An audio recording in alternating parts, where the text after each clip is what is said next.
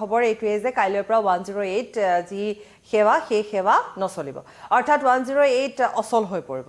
108 অচল হৈ পৰা মানে যথেষ্ট সমস্যাৰ সৃষ্টি হ'ব আৰু কেৱল গুৱাহাটী বুলি নহয় সমগ্ৰ অসম জুৰি 108 এই মৃত্যুঞ্জয় সেৱা অচল হৈ পৰিব কাইলৈৰ পৰা এটা অনিৰ্দিষ্টকালীনভাৱে তেওঁলোকে অচল কৰাৰ কথা ইতিমধ্যে উল্লেখ কৰিছে আজি নিশা 12 বজাত তেওঁলোক একত্ৰিত হ'ব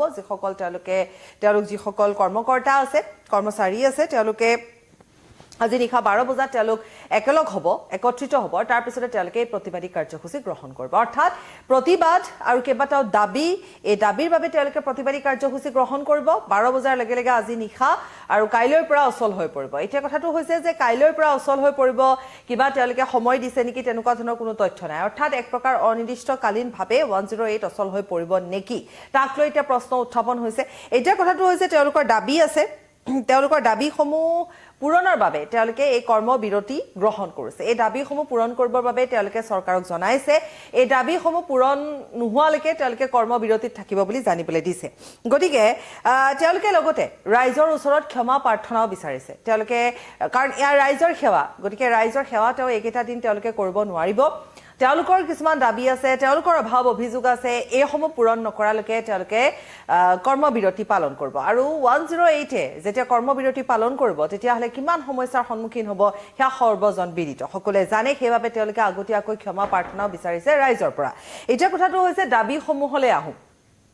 দাবীসমূহ তেওঁলোকৰ কি সমকামৰ সমমৰ্যাদা নিশ্চিত কৰা 1 নম্বৰ 2 নম্বৰ হৈছে চাকৰি নিৰাপত্তা নিশ্চিত কৰা 3 নম্বৰ হৈছে জৰুৰীকালীন সেৱাৰ কৰ্মচাৰীক সন্মানজনক মজুৰি দিয়া অতিৰিক্ত কামৰ সম্পূৰ্ণ ভাত্তা দিয়াৰ ব্যৱস্থা কৰা বনাছ দিয়াৰ ব্যৱস্থা কৰা দুৰ্ঘটনা আৰু কৰ্তব্যৰত অৱস্থাত যদি কোনোবা কৰ্মচাৰী মৃত্যু হয় তেতিয়াহ'লে 40 লাখ দিয়াৰ ব্যৱস্থা কৰা 108ৰ গাড়ীসমূহ মেৰামতি ক্ষিপ্ৰতৰ কৰা আপোন ঘৰ সেউজ ঘৰ আঁচনিত অন্তৰ্ভুক্ত কৰা প্ৰতিখন 108 গাড়ী 24/7 উপলব্ধ কৰা এইখিনি হৈছে তেওঁলোকৰ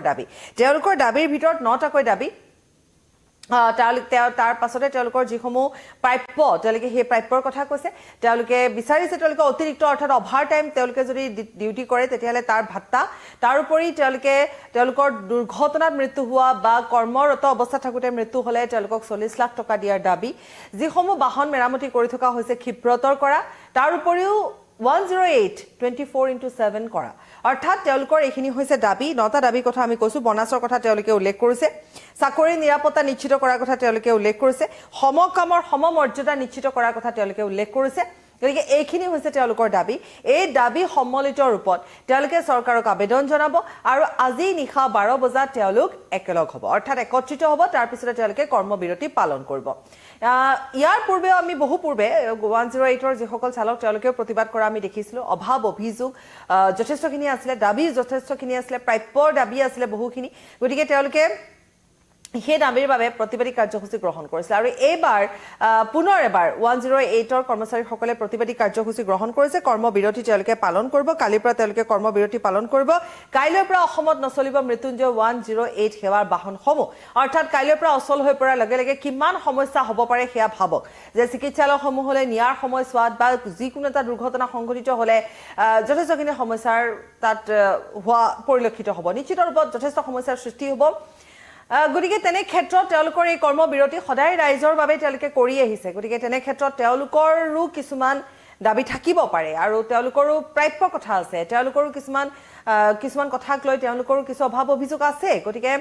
তেওঁলোকে বিচাৰিছে তেওঁলোকৰ প্ৰতি গুৰুত্ব দিয়ক তেওঁলোকৰ কথাখিনি গুৰুত্ব দিয়ক তেওঁলোকৰ দাবীসমূহক গুৰুত্ব দিয়ক আৰু সেই গুৰুত্ব সহকাৰে লৈ তেওঁলোকৰ দাবীসমূহক লৈ এটা আলোচনাত বহক যিমানখিনি হ'ব পাৰে সিমানখিনি অন্ততঃ তেওঁলোকক ব্যৱস্থা কৰি দিয়ে তেনেকুৱা ধৰণৰ এটা তেওঁলোকে বিচাৰিছে গতিকে আজি নিশা 12 বজাৰ লগে লগে তেওঁলোক একত্ৰিত হ'ব আৰু তাৰ পিছতে তেওঁলোকে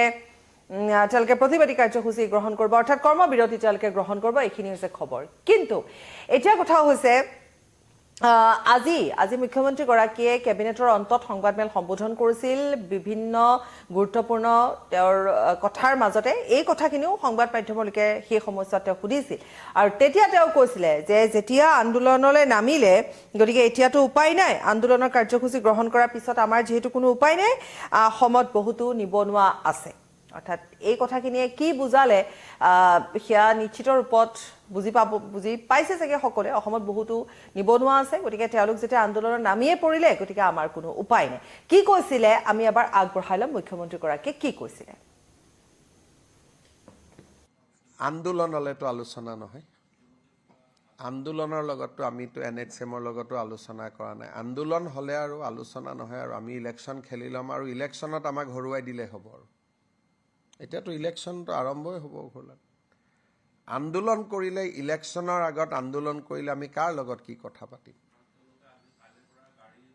গাড়ী নচলালে বেলেগ ইমান অসমত নিবনুৱা আছে বেলেগে চলাব গাড়ীটো চলিয়ে থাকিব গাড়ী নচলাকৈ ক'ত থাকিব আন্দোলনলেতো আলোচনা নহয় আন্দোলনৰ লগতো আমিতো এনএচএমৰ লগতো আলোচনা কৰা নাই আন্দোলন হলে আৰু আলোচনা নহয় আৰু আমি ইলেকশ্যন খেলি ল'ম আৰু ইলেকশ্যনত আমাক হৰুৱাই দিলে হ'ব আৰু এতিয়াতো ইলেকশ্যনটো আৰম্ভই হ'ব ঘৰলাত